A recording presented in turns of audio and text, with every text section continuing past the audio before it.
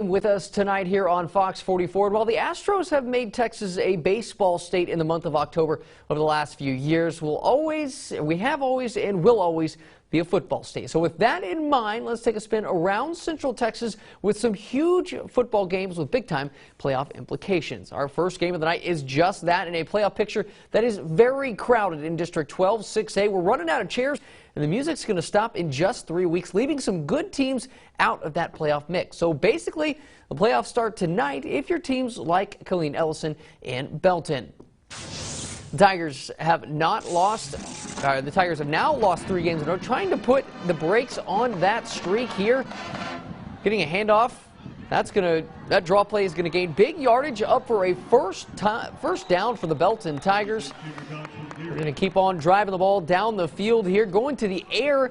A nice play made on the sidelines here for the Belton Tigers. First down. Belton looking good, playing like they are trying to get into the playoffs this evening.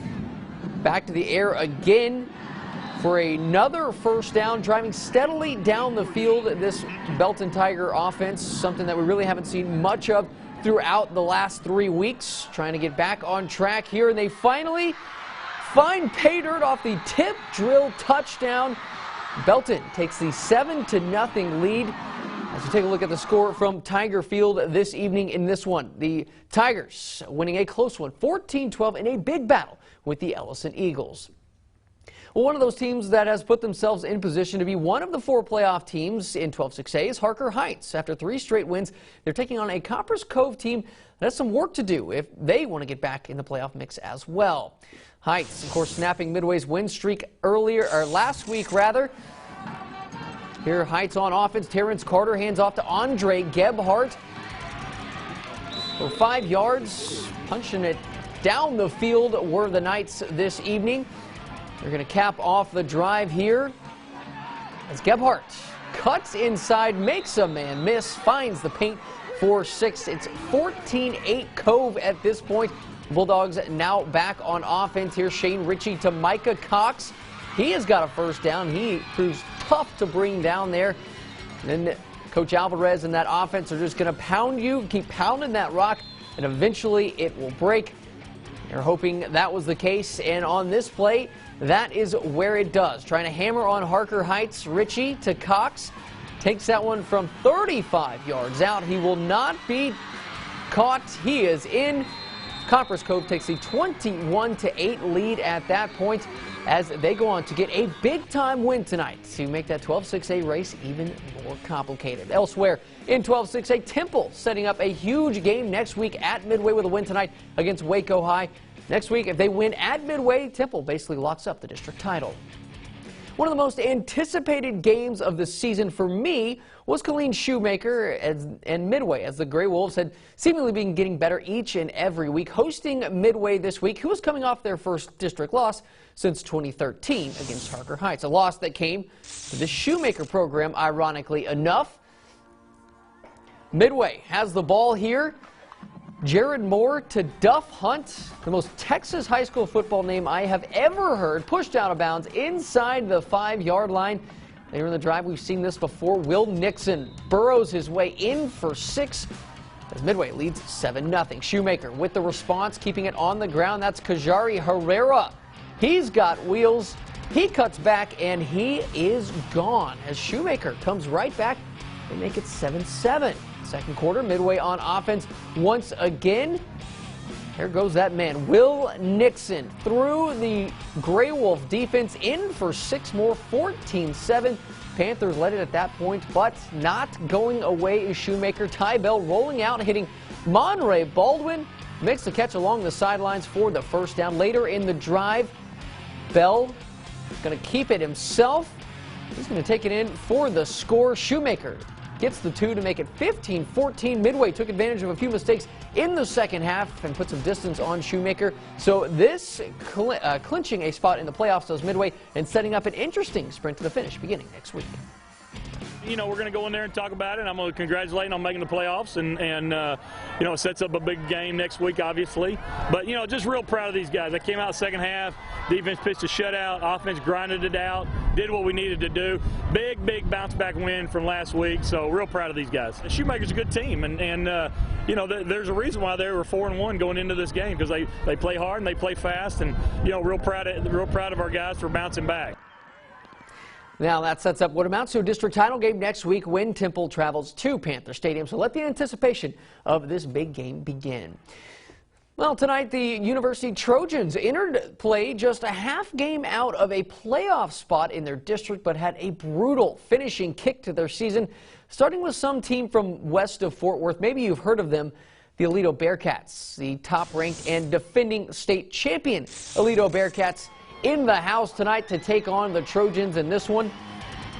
Trojans trying to battle their way into the playoffs. And the defending champs start like, well, you would expect the defending champs to do. Jake Bishop finds JoJo Earl on the slant route. Say goodnight to this one. He rumbles in to give Aledo the quick 7-0 lead. After University fumbles the ensuing kickoff, here's Earl again, and apparently he's got some wiggles too. Shifts his way into the end zone in the blink of an eye. Aledo up 14-0. But University not going down without a fight. Corey Sandoff secures this kickoff, and he has got some room. Finally brought down, but not till he gets up near the 50-yard line. Trojans have some life a few plays later. Jeremiah Stroop gets that for the first down inside the Aledo red zone. The drive would result in a field goal to make it 14-3 at that point. But the champion Bearcats just too much tonight as they go on to win this one by a final of 77-10. Game of the Week, presented by Oliver Brothers Transmissions in Copperas Cove.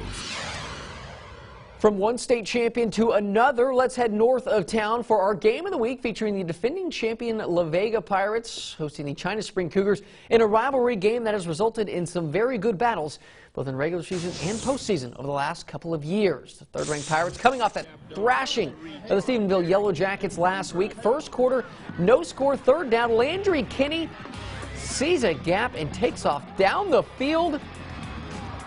He's going to take that one all the way in for the touchdown. 7-0 Pirates. Back on offense here. They're going to sell the reverse here to D'Amico Chambliss.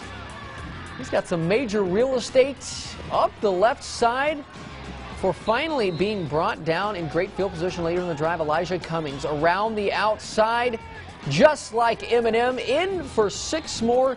They take the 14-0 lead to the Pirates. La Vega back on offense, just coming at China Spring. That's Cummings on the carry. Makes his way in 21-0 La Vega. China Spring trying to get something going. Second quarter, Emmanuel Abdallah bulldozes his way through, picking up some big yardage downfield, finally being brought down. Cougars would finish the drive with a field goal to trail 21-3. Later on, same score. Cougars looking to capitalize on a roughing the passer penalty. That's KJ People scores to make it 21-10. But this one was all La Vega tonight. They win it by a final of 49-17. Our Mandy Knight was out there and caught up with the winning coach, Don Hyde, after this game. Hey, Matt. Yes, I'm here with Coach Hyde. All right, 49-17 victory. You guys clearly, outplayed China Spring tonight. What was working so well for both teams on offense and defense? I think we just did what we had to do. You know, the wind was blowing hard tonight. We couldn't throw the ball much, and our offensive line just took over the game second half, and we were able to score some touchdowns. Now, your defense really did step it up. I mean, they really weren't able to get anything really going on offense. I mean, their 2 touchdowns, one came from the roughing the passer, and then, of course, when they did the fake punt, ended up scoring on that drive. But what was the message to your team at the locker room at the half, to make sure to limit their production on offense? Well, I thought we played really well for the first 4 or 5 possessions, and then we got ahead 21-0, and we kind of relaxed. And in high school football on Friday nights and varsity level, you can't ever relax. And they scored a couple of touchdowns on us. on us, and that was the message at halftime. Don't relax. Regardless of what the scoreboard says, don't relax. And how big was this district win tonight as you all get ready to face Brownwood next week? Every win's big. Every district win's big. So, I mean, you know, we expect to win a district championship at La Vega High School, and if the scores stay the same in Stephenville, then we'll be able to play for a district championship next week. All right, to wrap it up here, Coach, if you were to take away one thing from this game, a positive and negative that you want to work on this upcoming week, what would it be? Positive would just be keep doing what we're doing. You know, don't turn the ball over, block, tackle, and take care of the football. You know, negative, we can't give up a fake punt on 4th and 8. You know, because we relaxed, and you know, that's a learning experience. Well, thanks, Coach. We appreciate your time here on Fox 44, and good luck next week against Brownwood. Thank you. All right, back to you, Matt. Thank you. All right, thanks, Mandy. When we come back, the Robinson Rockets trying to fight their way into the playoffs, taking on a very good Mexia team at home. Though we'll have those highlights for you. And then it's the Battle of Bell County. Cameron, Yo, and Rockdale will have those highlights. And who's keeping that bell or taking it to Rockdale after the break? Richard Carr Motors presents Fox 44's Friday Night Football Fever.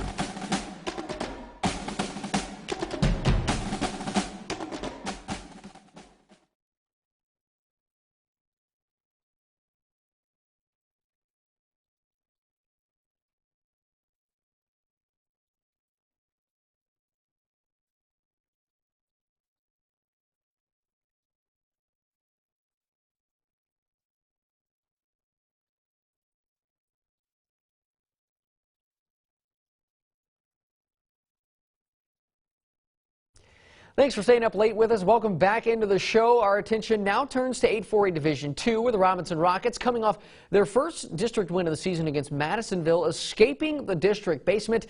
But things did not get any easier tonight, hosting the Mexia Black Cats at Rocket Field. Mexia giving Connally all they could handle last week. This one a big-time game in the playoff race. Second quarter, Mexia down 3-0 when a simple handoff goes to Gerald Wiley, but what he does next is anything but breaking tackles all the way through the Robinson secondary, eventually breaking through, and he is gone. Touchdown Mexia. They led 6-3 at that point. Ensuing possession for Robinson. Flea flickers, pitch back. It's on the ground, but Joseph McHenry calmly picks it up off the turf, scrambles, and finds Jordan Rogers for the first down. The Rockets in business. Maybe not how you draw it up, but hey, no pictures in the scorebook. A few plays later, McHenry throws it, or decides not to throw it, tucks it in, run, does his best Charlie Brewer Superman into the end zone. Robinson back in front 10-6 at that point. At the team's trade possessions, it's Wiley.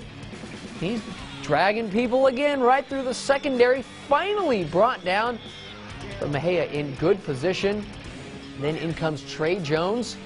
He's going to punch it in for 6 more. Mexia takes back the lead at 13-10. This was a tight ball game, but Mexia runs away in the end. They notch a big-time district win, 41-24, but that dealt a huge blow to the Robinson Rockets' playoff chances. Mexia giving Connally a good fight last week before ultimately the Cadets flexed their muscle and ran away with this game, something that's not uncommon for most of their district schedule for Connally, putting them in a position, though, to clinch a district championship tonight on their home field. These two teams, Fairfield and Connally, battling for the top of 8-4A Division II. And on the first drive of the ball game, Fairfield staking a little claim to what they think they should be a part of. That's Justin Abraham busting through the line, 55 yards to the paint. The Eagles strike first, and they lead this one 7-0. Ensuing Connally drive, quarterback Kavion Gaither decides to keep it. He gets out around the outside, stepping through some tackles along the sideline, takes this one deep into Eagle territory before eventually being brought down. And he lines up, but at running back here and punches it in and cut the deficit to just 7-6. Fairfield getting a chance to respond, though. They get back on offense. That's Jermichael Hudson moving the pile, stretching the Fairfield lead back out to 14-6 at that point. Connally starting a little bit slow in this game once again tonight. We haven't heard from Javion Sunday yet. That all changes right here. Drives his feet, pushes the pile inside the 5-yard line. And it's Gaither again. Gets the handoff, takes it in. Does everything. Most importantly, cuts the deficit to 14-12.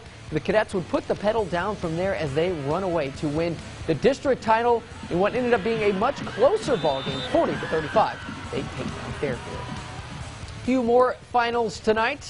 Down in Madisonville, Salado takes that one 43-15, while Lampasas blanks the Ducks of Taylor 56-0. Well, we're getting to that time of year where the weather turns colder and the rivalry games start to come up on the schedule, like the Battle of Bell, as Cameron Yoe traveled down to Rockdale to try and keep that bell for another year. It's actually a literal bell. They won it last year, and they've had those bragging rights all year long. Yoe wanting to keep it, driving here early. That's a handoff to James DeBose. It's a couple of nice cuts. Boy, this kid's exciting to watch. If you haven't seen him, he gets that one inside the 5-yard line before finally being brought down. And I mean, he got it all the way down there. You got to let him finish the drive. He does just that. 7-0 Cameron Yoe at that point. Rockdale offense being shut out. They have a chance to get on the board in the final seconds of the first half. But the kick is no good. 14-0 Cameron Yoe at the break, as the bell will stay in Cameron for another year as Yoe dominates Rockdale 31-3 this evening. And when we come back, we'll hand out our first bit of hardware. It's our play of the week, so stick around for that one. And then we'll take a look at one of the most dominant teams in 2A Division I, San Saba, on the road at Valley Mills tonight. We'll be right back after the break. Richard Carr Motors presents Fox 44's Friday Night Football Fever.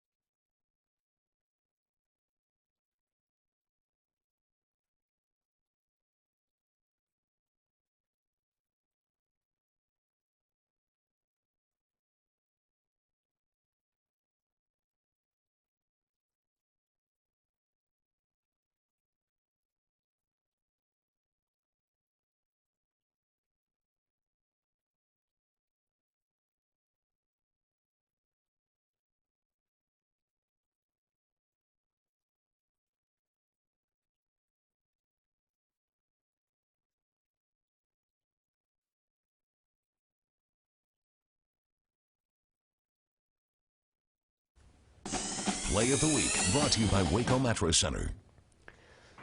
All right, now let's hand out that play of the week, and somebody get Gerald Wiley of Mexia a mattress, because he was putting in work tonight, carrying defenders, would not go down, avoids a missile flying in from the left side there. Take another look in slow motion. Look at all those tackles that he's breaking, refusing to be brought down, and then one last spin.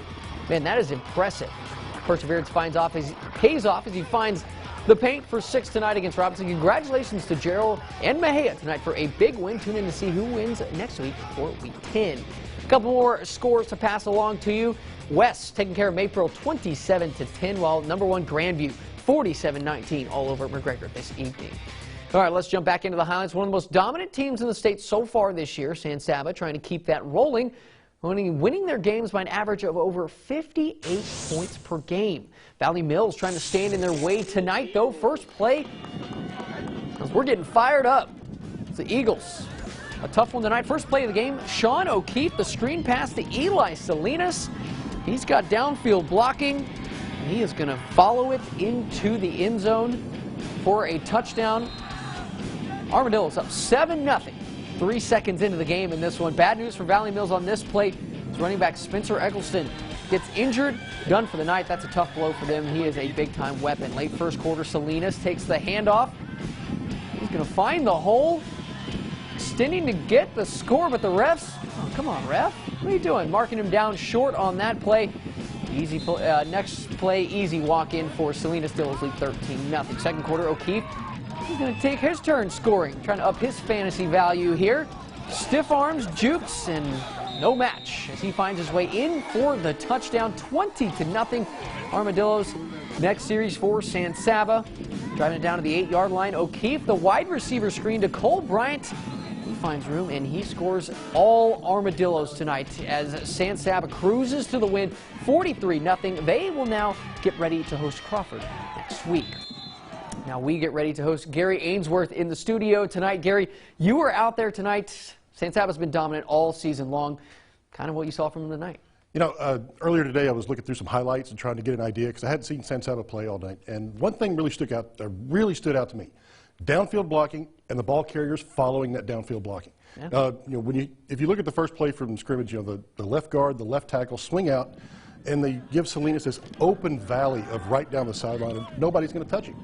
And you know, one of the things I noticed is you've got a guard and a tackle running down the field with your running back. Yeah. And just you don't see that very often.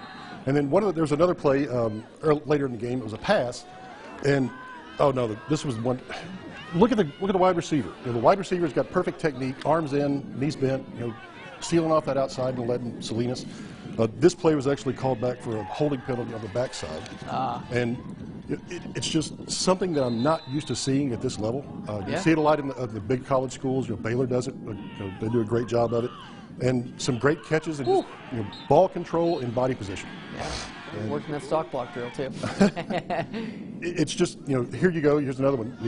The holes that these guys are opening up are just amazing. And I'm really jazzed about this because you just don't see textbook blocking. You don't see technique, and it's just. It's really cool to watch. Yeah, absolutely. Well, I have a good feeling that we're going to be watching San Saba well into December, especially with that downfield block right. I mean, that you talked about tonight. This team has a ton of talent, but the talent really doesn't match the technique that they're putting in. And the coaches are really drilling this in, and it's something that it's really neat to watch a coach drill this part in because it's going to carry further, and a lot of these guys are make a next level. Yeah, all right. Well, looking forward to watching them the rest of the way. Gary, appreciate you stopping by. Good stuff as always. All right, let's check out some more scores tonight. Whitney notching a big-time district win, beating Teague 61-28 in this one, while Rogers tonight 14-6 over Lexington. That a big-time ball game. A few more scores. Bruce Valetti just keeps right on rolling right there, 34-7. That's a big game with Bosqueville in that district next week, while Bremont gets the big 40-14 win over the Chilton Pirates. We talked about San Saba at the top of District 7 2A, trying to keep pace with them for their showdown next week. Crawford Pirates, they were at home tonight hosting DeLeon. First quarter, Crawford driving. Going to the air a lot more this year, I've noticed. Tanner Miranda on the rollout and hits a sliding Chance Connolly near the goal line, but the Bearcat defense bows their neck, holds the Pirates out so we would stay scoreless. After a Crawford defensive stand, Miranda airs this one out to Tate Abel. He's so fast, you can't even see him. Look, there he goes right by the camera. Way too fast.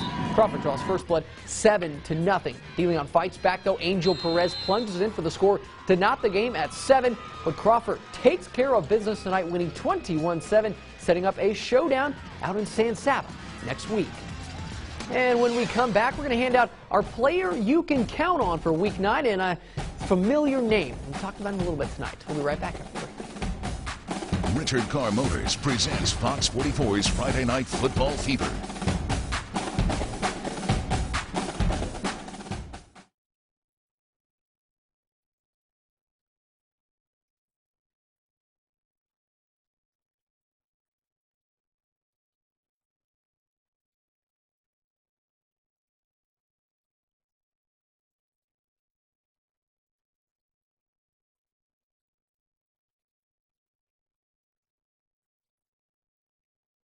Player you can count on. Brought to you by Richard Carr Motors.